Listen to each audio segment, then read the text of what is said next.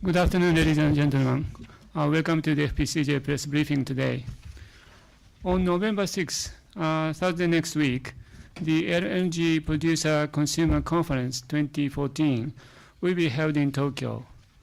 Government officials, including ministers, business leaders, and experts from LNG producer and consumer countries will participate in the conference and review the latest trends in the LNG market and discuss how to ensure a stable, transparent, and flexible LNG market. Today, we have invited Mr. Shinichi Kihara, Director of International Affairs Division of Agency for Natural Resources and Energy, METI. Mr. Kihara will explain the current energy situation in Japan and then speak about the upcoming LNG Producer Consumer Conference. Today's briefing is conducted in English only. Before we listen to what Mr. Kihara has to say, please don't forget to turn your cell phones to the silent mode. Then, Mr. Kihara, please.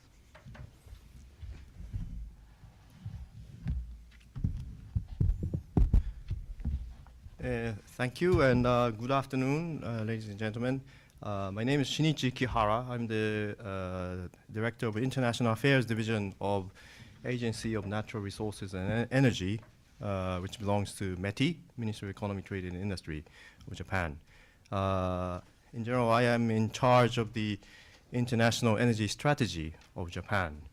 And today, thank you for giving me this opportunity to talk about the upcoming LNG Producers Consumers Conference. And before I go into this conference, I think the request is to talk a little bit about the energy situation in Japan.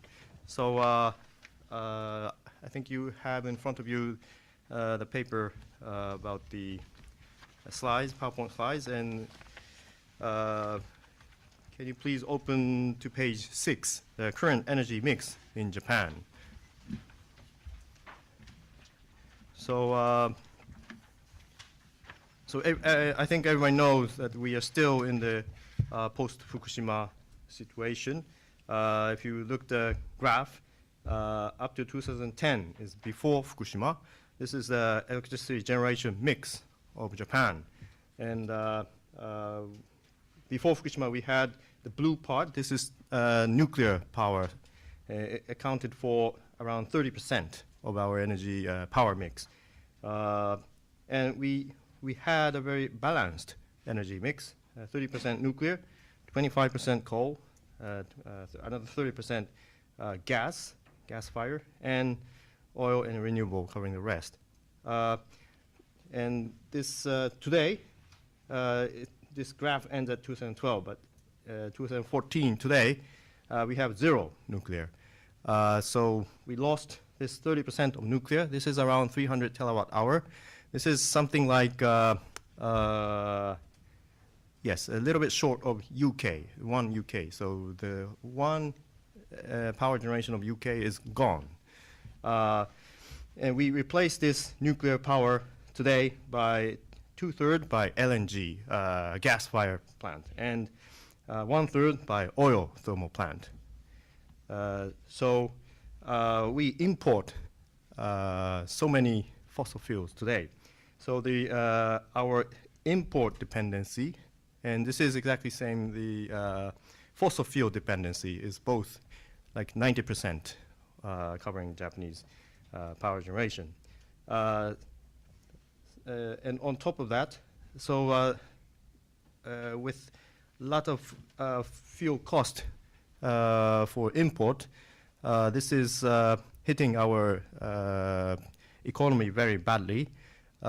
We used to be the exporting country. Japan was very proud of being exporting products. But today, after first time after 31 years, in 2011, we became importing country. And today, the latest number is 11 trillion yen trade deficit is what we are facing today. So this fuel cost is hitting the Japanese economy. And in addition to this trade balance, the electricity rate, the electricity bill for industry is 30% higher compared to before Fukushima. And also, this is for industry, 30% higher, and for general household also, 20% higher electricity bill. So this high energy cost, high fuel cost is a very high agenda, important issue now we want to tackle. And a lot of portion of this fuel cost is gas. You can see the page 5 of this material. This tells the gas price, natural gas price in different region. Gas price is not a global commodity yet. The gas market is segmented. There's U.S. market, European market, and Asian market. And if you see the price, the bottom purple line is the U.S. gas price. This is like $4 per MMBTU.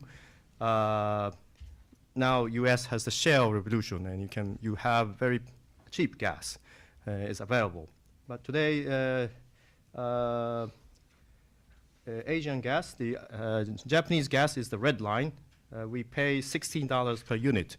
This is like 4 times more expensive compared to the U.S. gas. And the reason, part of the reason of this high price is Japanese gas, the formula is linked to oil price.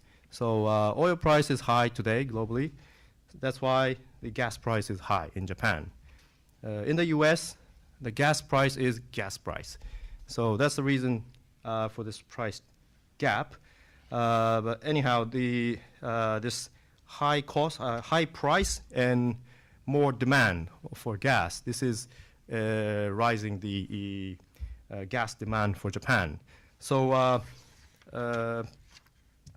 we think we want to fix this gas market issue. And if you talk about gas, there's pipeline gas and LNG, liquefied natural gas. Please open to the second page.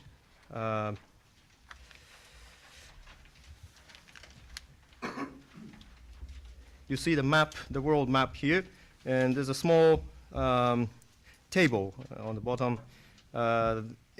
Globally, 70% of natural gas trade is pipeline, and 30% is LNG. LNG, you liquefy and carry on ship. And pipeline is like the European pipeline system. You trade the gas in the pipeline. And LNG, the form of LNG is especially, ratio is very high in Asia Pacific region because we are island region. Asia Pacific depends highly on LNG. And this Asian region, depending on LNG, is paying high price for the gas. So we think we want to fix this Asian premium issue. And for the LNG importers, if you open to page 3, this tells who's the top importers, LNG demand country. And Japan accounts for 40% of the global LNG market. So we are the giant consumers. And next comes South Korea, China, India, and Taiwan. And Asia added, Asia accounts for 70% of the LNG global market. If you see the exporter on page 4, Qatar is the giant producer. They produce 30% of LNG. Then follows the Malaysia, Australia, Indonesia, Nigeria, etc. So, so that is some background why we want to host this LNG conference. You have the material of the. そうですね。You have the news release material in front of you. This explains a little bit about this upcoming LNG producer consumer conference. The subtitle for this time is Shale Revolution is Crossing the Pacific.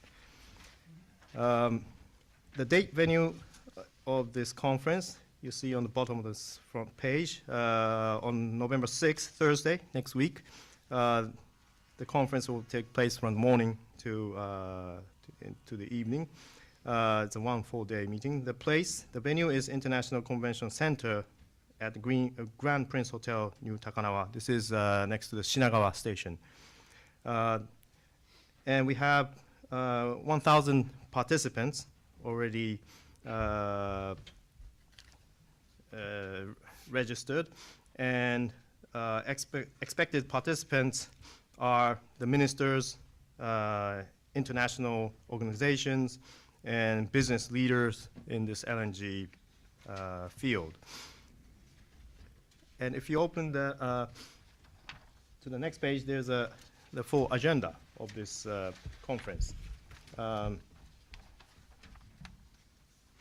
The first session, the opening session, is the ministers' session. We will have our Minister Miyazawa and ministers from Qatar, Australia, Canada, and Vice Minister from Korea. And Ms. van der Hoeven, she is the Executive Director of the International Energy Agency. And after this ministers' session, we have 4 sessions, panel discussions. The first session is the session on LNG producer side. We have keynote speech from the U.S. Department of Energy, Mr. Christopher Smith, and Mr. Rob Franklin, representing ExxonMobil. Then other speakers from Shell, Woodside Energy. Woodside Energy is the Australian giant gas producer. And Mr. Soki of the Shinichi Energy, he is the producer, the LNG producer of the United States. The Shinichi Energy will be the first LNG exporter that will export the LNG to Japan. And Mr. Balash, the Commissioner of Alaska Department of Natural Resource, and CEO from Oregon LNG and Versen Inc. These Oregon and Versen Inc., these 2 players are the U.S. West Coast LNG project people. So not only the Gulf LNG project, but the next wave is the West Coast LNG project. And the moderator, Mr. Jonathan Stern, he is the leading opinion leader from the Oxford Institute for Energy Studies. Then session 2 is the demand side. Many consumer will come up and speak up. Mr. Jonathan Stern again, and Mr. Hirose, he's the president of TEPCO. He will talk about the procurement strategy of the TEPCO. Mr. Lin, chairman of CPC Corporation, he is the giant Taiwan gas consumer. And the chairman from the GAIL Limited, he represents the Indian gas situation. And also Mr. Dai Jiachan from CNPC, China. And this is the first time we have Chinese speaker in this conference. This conference is actually the 3rd time. This is the 3rd conference of this kind, but we have for the first time China speaking. Then the session 3, we focus on more flexible LNG market. And here we have, after Mr. Watanabe of JBIC, we have the Commissioner of Japan, the Energy Agency, Mr. Ueda, and Mr. Toyoda, he's the IEEJ chairman. He's the energy expert of Japan, and Mr. Mizuno, president of Chubu Electric Power.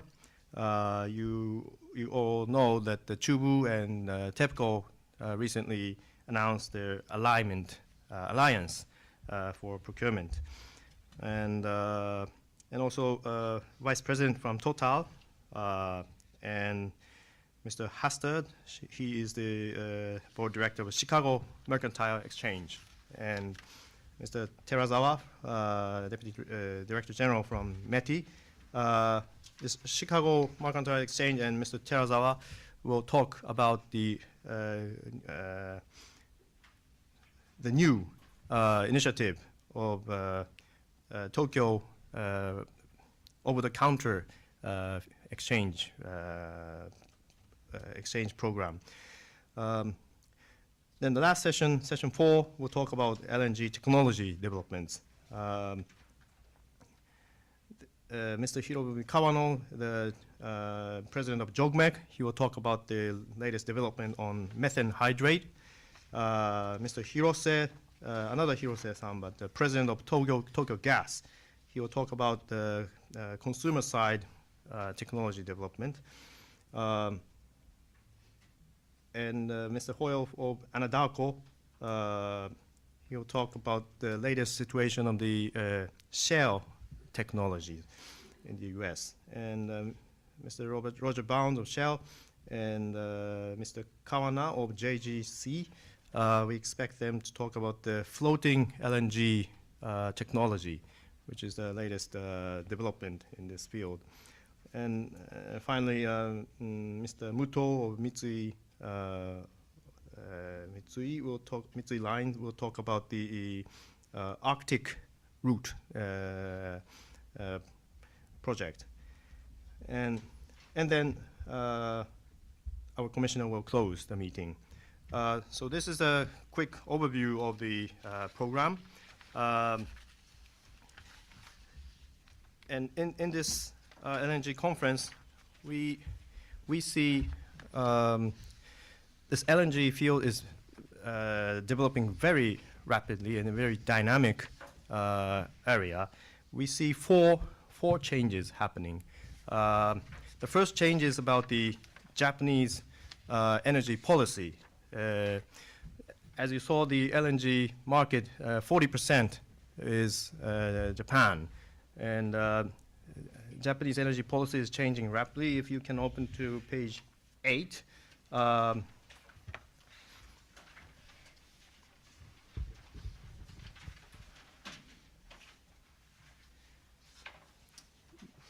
As you know, Japan recently, in April, we announced the new strategic energy plan in April. We have full list of change happening. And what will affect LNG market is we are the big consumer, but the restart of nuclear power plants in Japan, one restart of 1 gigawatt nuclear power plant, this is the average size nuclear power plant, this will replace LNG demand for 1 million ton annum. So this has a big effect to the natural gas market. And energy efficiency, conservation technology, this also affect the LNG demand, and introduction of renewable energy, and long-term population decrease is foreseen. So these are the, after the Fukushima, the gas demand rose in Japan, but we rather see now a slowdown for the LNG demand for Japan. And the other element is the market reform taking place in Japan right now. The electricity market reform and gas market reform. And for the electricity market reform, full retail competition will happen. And the retail tariff, regulated tariff will be disappear eventually. So this means the utility companies used to have the system that you can pass on fuel cost to the electricity bill, but under this new market reform, they have to compete each other, so they will be more serious, even more serious to procure cheaper gas. So this change will change the LNG market. And if you see page 9, this is the first change, the Japanese energy policy. This is the first change. The second change we see in this LNG market is the we will see a lot of LNG supply coming up. Up to 2013, 2014, the gas market was tight. But after 2015, many projects will start up. I talked about the US LNG projects. The US Department of Energy approved several LNG project export. And for Japan, there is 5 US projects, and adding these 5 projects, that accounts for 17 million ton annum LNG coming to Japan, starting around late 2015 or 2016. This is going to change the game. These 5 US LNG projects added together, 17 million ton annum. This accounts for 20% of Japanese gas demand. So this huge amount of US gas, this is about the same volume that we import from Australia today. So US gas is coming, and they will be cheap. I talked about Henry Hub price of $4, $5.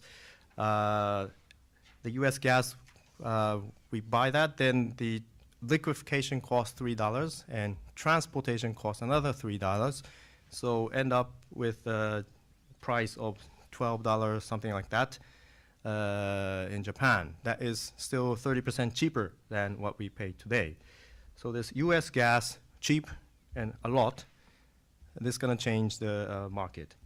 And in addition to the US gas, Australian projects are already in the pipeline.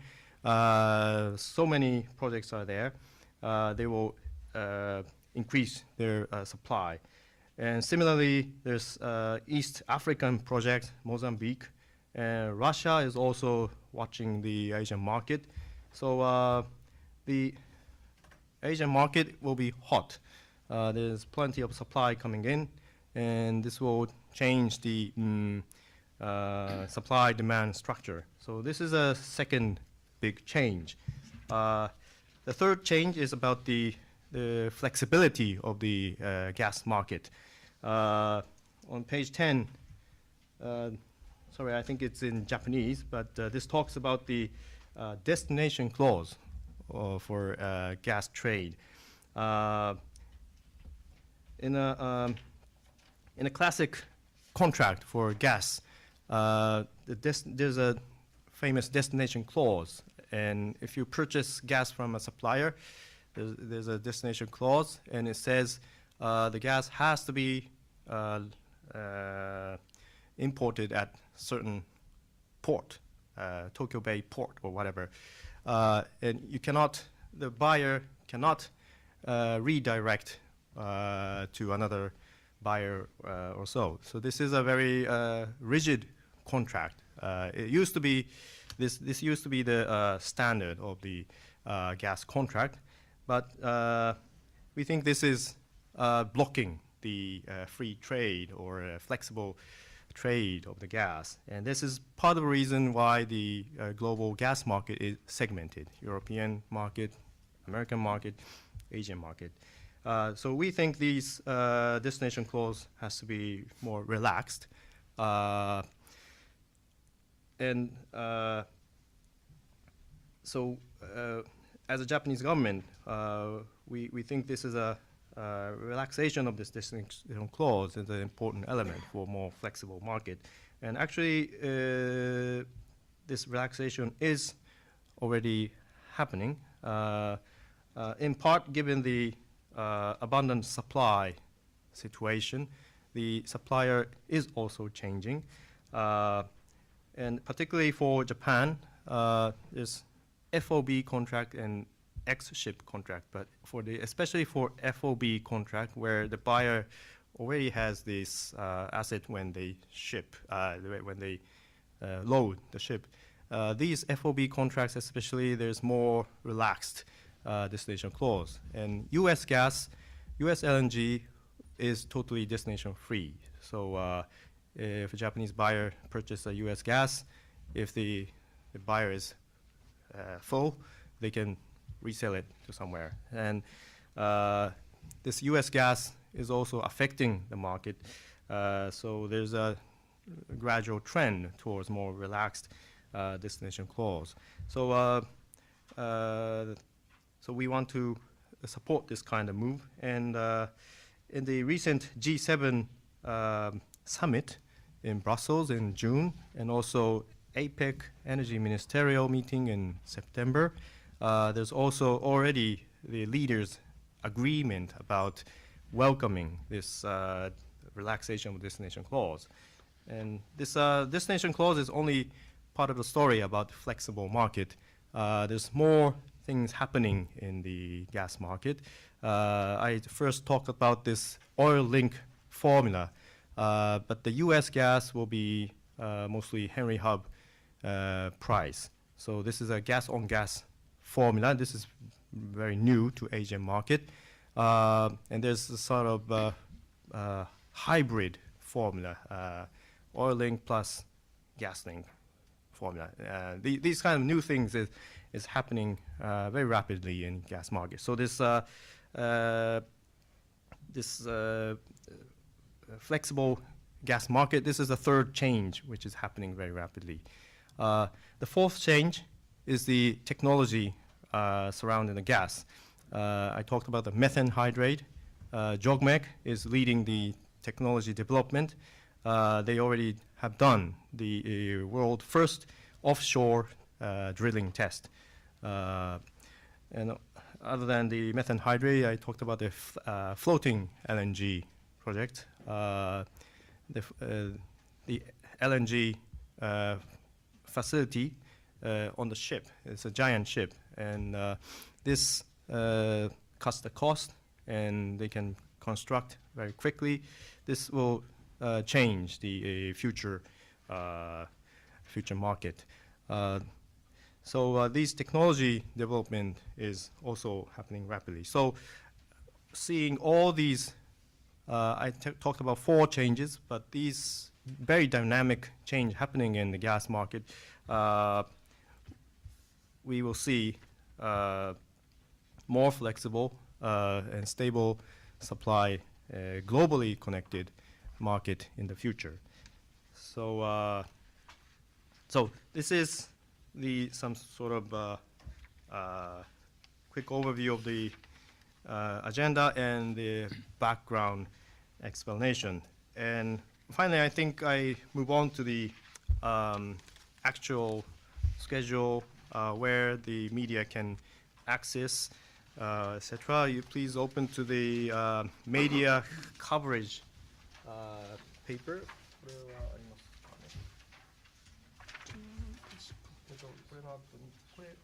それありますか。すみません、ちょっと待って。Do you have this? No. Okay. これは言ってますね。Yes. Yeah. After the program. Announcement of the press conference. それじゃなくて、これはありますか？これがあってアジェンダがあってこれはついてる？それついてないと思う。ついてない。ついてない。Well, for the main conference, I think you're missing one sheet. We'll provide later, but for the main conference, the first event is the photo session, which is 8:50, and we asked the media to come gather at the media room at 8:30. So 8:30 will be the start time. And after the photo session, the official conference will start at 9 o'clock, and throughout the day, the main conference will be fully open to media. So 8:30 time for the photo session. So please if you want to take the family photo of this ministers, please come at 8:30. Then that's for the main conference, and for the press events surrounding this conference is this one sheet of paper. There will be several press conferences already scheduled. The first one is starting at 2:30 at the press room. Ms. Maria van der Hoeven, Executive Director, International Energy Agency, will launch a new book, The Asian Quest for LNG in a Globalizing Market. This is the IEA's first publication on the LNG global market. So they will analyze in detail what's happening in the LNG market, some policy message, etc. The second press occasion is starting at 3:35 at the press room. Mr. Joseph Balash, the Commissioner of the Alaska Department of Natural Resources. They will talk about their future LNG project. The third one is, this is after the conference has finished. At 5 o'clock at the press room. Myself, I will do the press conference on the summary of this conference. And after that, 5:30 at the press room, Mr. Toyoda, the chairman of the IEEJ, Institute of Energy Economics Japan, he will talk about the LNG joint research. Mr. Toyoda chaired for 1 year multilateral joint research project. And he will talk about his finding on the LNG market and some policy recommendations. So, yes, I think I covered all materials, and I'm open to questions. Thank you very much, Mr. Kihara. Now I'd like to open the floor to questions. We will receive questions from the foreign press members, but one question at a time, please. If you have a question, please raise your hand, and when you are selected, please wait for a microphone, and then give your name and affiliation before you answer your question. Any question? Please.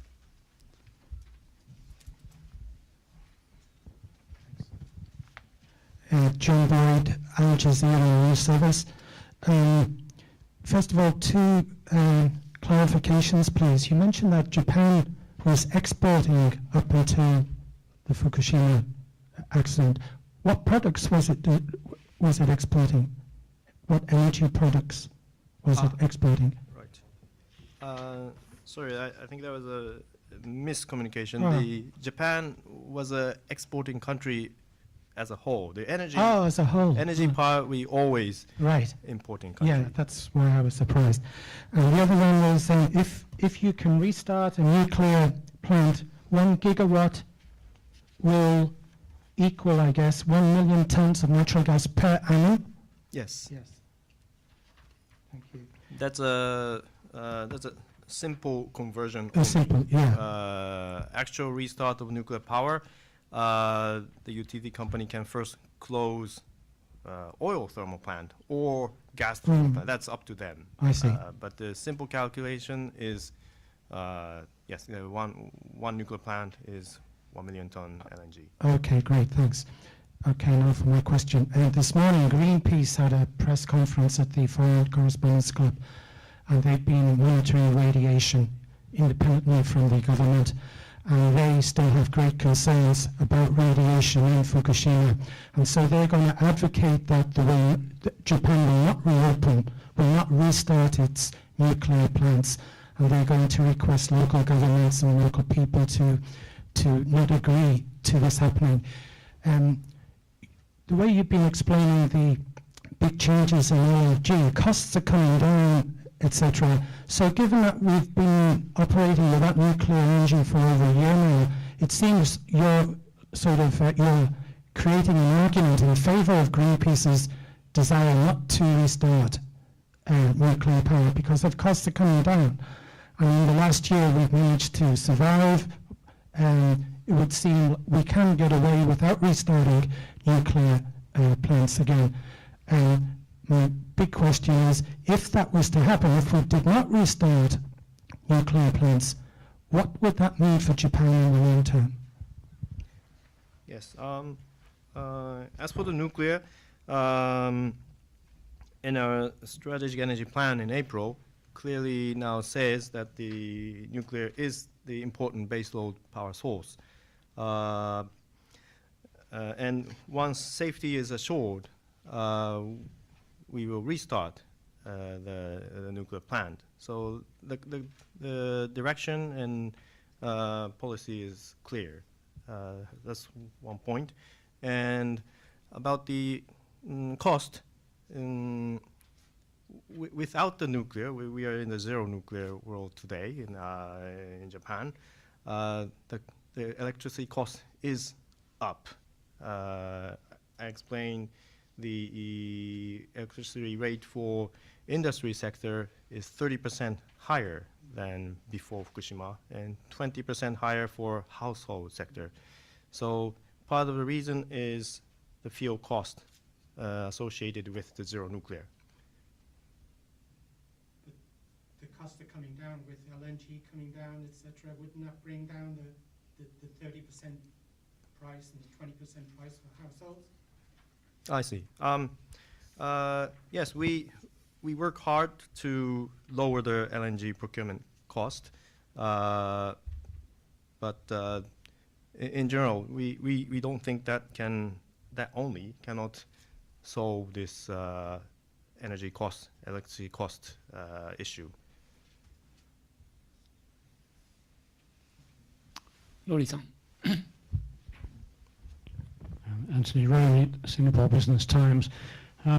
Correct me if I'm wrong, but it seems as though the message you're sending from this conference is that the supply situation is improving, especially for Japan.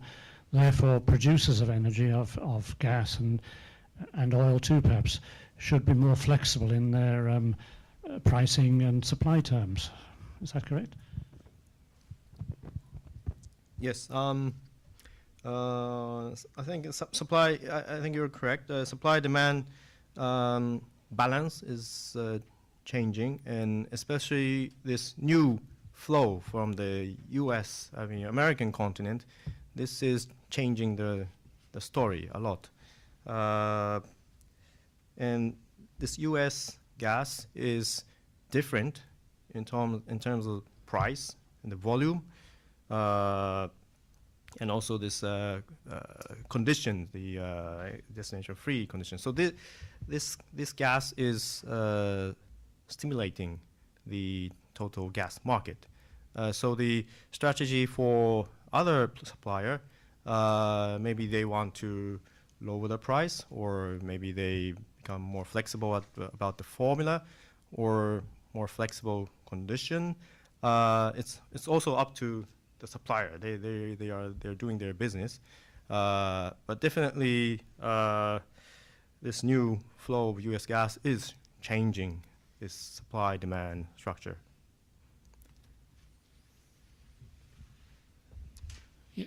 Yes, gentleman in the front. Hi, thank you. Igor Belayev, TASS, Russian news state agency. Mr. Kihara, how can you estimate the outlook of the Russian-Japanese cooperation in this LNG field on the years coming, especially taking into consideration the situation, the global political situation now, and especially this the Japanese sanctions against Russia? Thank you. Yes. For the political and diplomatic area, I'm not the expert in that field. But as for the gas project in Russia, you see in the map on page 9, this Vladivostok LNG project, Far East LNG project. I think these projects are still on, and Russian side is developing the project. So this has not changed.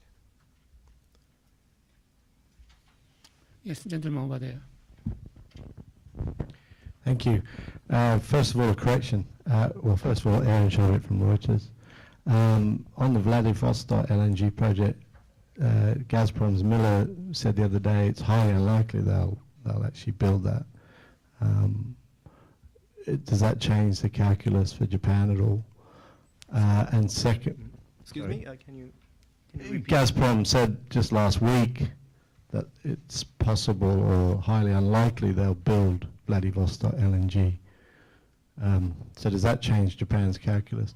And then secondly, the last two conferences have been noted for the producers saying one thing and the buyers, led by Japan, of course, saying another, sort of speaking at cross purposes. Do you expect to reach any sort of breakthrough this year on these issues that you constantly raise, i.e.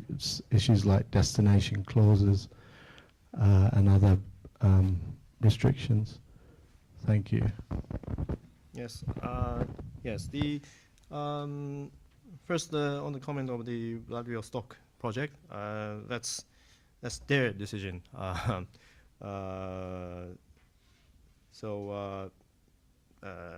Yes. Maybe there's some implications, but we are always open for this supply new LNG project. Not limited to Russia, but all over the world. On the your comments about the conference itself, yes, the supplier has their say, and the consumer also has their say, and yes, I think. But the reality is the LNG or global gas market is very dynamic. So maybe the message there's no agreement about, of course, this is business, so there's no agreement about the price or whatever, but still this very dynamic situation, this change requires both producer consumers to come together and talk, discuss about what's happening in the world and what's the implication. So I think yes, we had first conference, second conference, third conference. Both sides are really coming close, and they're really talking, and they have to be creative. There's new contract or new formula or anything new is happening. So so I think both part is very attracted to this conference, and they want to come to discuss about the gas issue. Just to reflect, the first conference, 2012, where there was no U.S. gas export, the main focus was whether or not U.S. should export their gas or not. So it was a very different discussion. And the second conference last year, the U.S. approved the first LNG export or second or export. So we saw some sign of change happening in the U.S. But this time, third conference, we see this U.S. project is coming. And I talked about the 5 U.S. project, 17 million ton annum is coming. This is already definite. This is going to change the Japanese market. But also adding up all the non-Japanese projects even together, that adds up to 80 million ton annum U.S. approved project. And that is half the Asian LNG demand. So this is a change, what is happening right now. So with this, all the changes, both sides, the supplier and consumer, wants to come together and talk. So can I clarify? Yes, the many change is happening already. Any other questions? Yes, gentleman in the front. Hi, Harold Schutten for L'Echo in Belgium. Just a small question.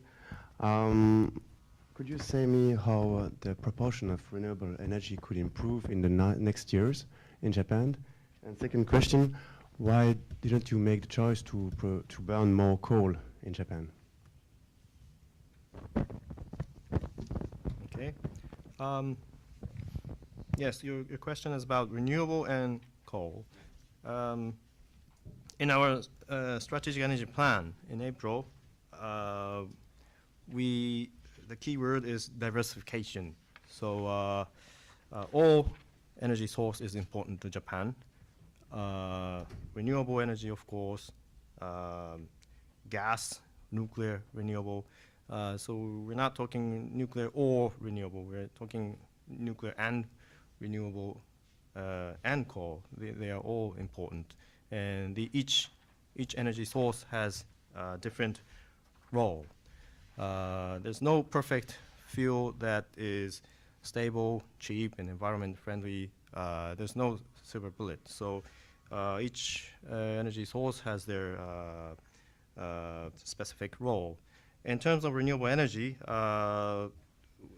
in the plan, we say we will maximize the renewable energy as much as possible. And also for coal, Japan has the latest technology in using coal in a clean manner, the ultra supercritical power plant, or IGCC technology. With this kind of technology, we can use coal, but still with less CO2 emission. So yes, so that's the basic direction we're facing.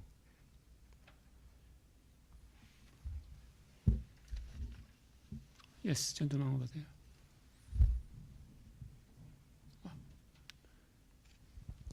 Kihara-san, thank you very much. Thomas Sullivan, Matthias. I wanted sorry, to... are you from the member of the press? No, I'm actually not. I'm sorry, I'd like to give priority to the member of the press. Any question from the press members? Yes, please.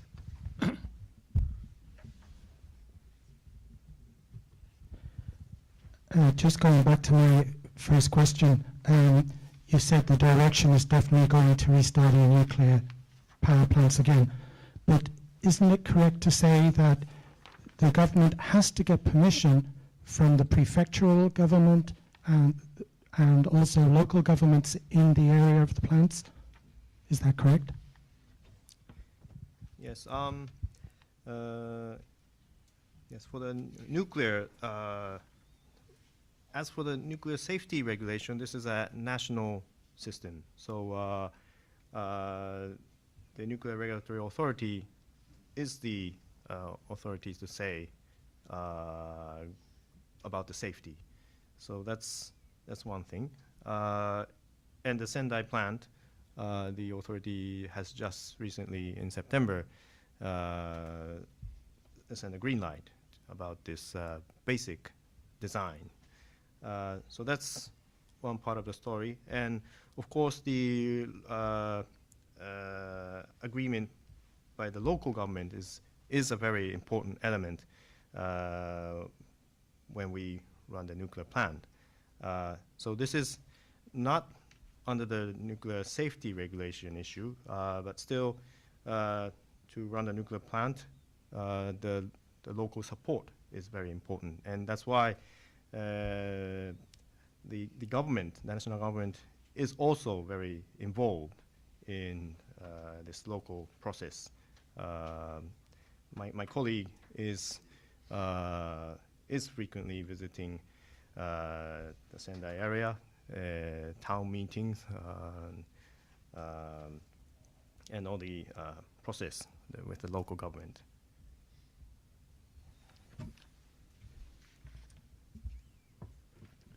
Any other questions?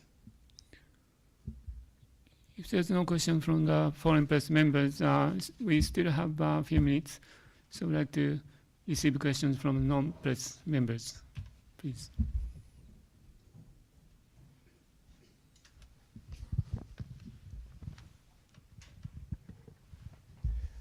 Kihara-san, I wanted to ask you about the fall off in the oil price since mid-September, and do you think this is going to affect the sentiment at the conference this year, since you have a lot of foreign oil executives coming in, and additionally this could impact the economics of some of the LNG projects. For example, in the case of Canada, it seems like they would like to have oil-linked pricing.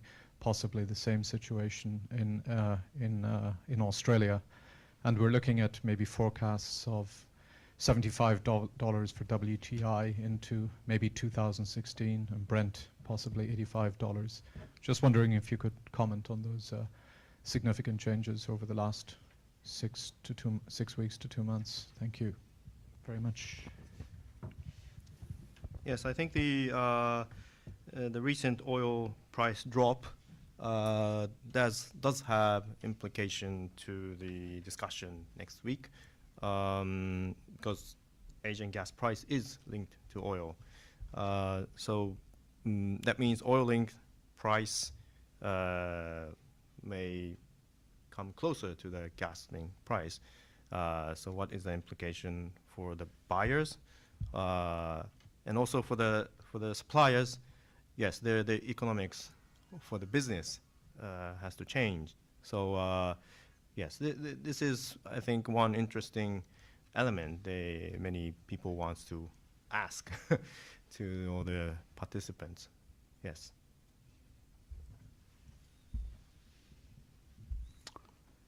Any other questions? Yes, the lady in the back. Yoko Tahara from ARD German Television Studio, Tokyo. Regarding the restart of the nuclear power plant in South Japan, in Sendai, you are telling us that it's very important that the local government and local people are agreeing to restart. Do you think it's enough when the local government? You talk about the Satsuma Sendai-shi, where the nuclear power plant is located. Do you think it's enough when people say, living, let's say, in 5-kilometer surroundings of the nuclear power plant, if they say, or if the local parliament says it's good to restart, is it enough? What do you think? Or because in Fukushima, people have to evacuate and they cannot come back home in, let's say, 30-kilometer circle or more. And there are also other cities who are saying they would like to involve themselves into this process. And what is enough? And is the Japanese government, or did Japanese government ever say which local government or which local people should be involved in this process?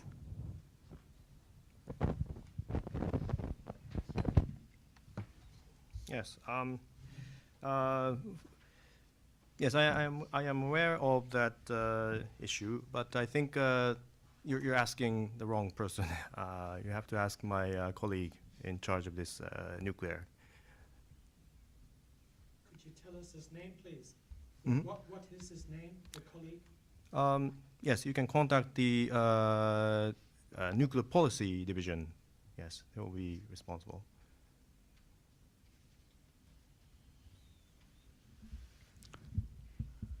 Any other questions? I'm sorry, could I clarify, did you say 17 million tons did the US projects, or 70? Which? 17 million ton annum. Thanks. If there's no more questions, I'd like to close today's briefing now. Thank you very much, Mr. Kihara.